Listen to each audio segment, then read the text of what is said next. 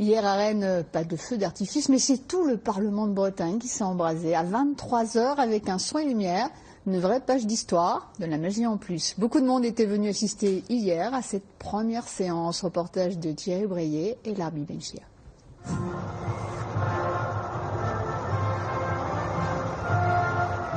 De l'affaire Dreyfus à une Anne de Bretagne qui tiendrait les platines au Transmusical, c'est l'histoire de Rennes qui est représentée dans ce rendez-vous au Parlement. L'histoire, mais pas seulement, et plutôt différemment. Nous, on a élargi le propos en le poétisant, on va dire, et en jouant d'une sorte de petite magie pour l'occasion qui est ce qu'on a appelé un télescopage des époques.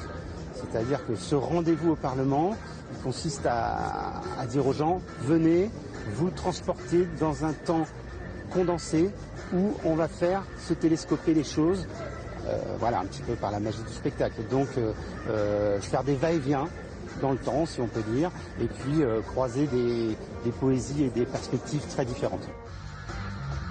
Les Rennais sont habitués aux polyphonies visuelles et sonores de spectaculaire, mais pour cette Maelt, machine à explorer le temps, les allumeurs d'images se sont adjoints les services d'Artefacto et des Beaux-Arts de Rennes. Et c'est une grande première high-tech. En fin de parcours, le spectacle redémarre avec cette fois la participation du public via les téléphones. On appelle ça la réalité augmentée. Le principe est assez simple, vous avez un élément graphique, vous le glissez, c'est juste un plaisir visuel et vous allez voir sur le Parlement ce que vous venez de faire.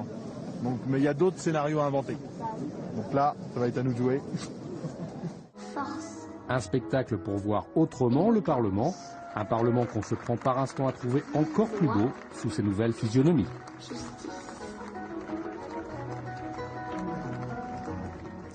Nous ouvrons maintenant notre page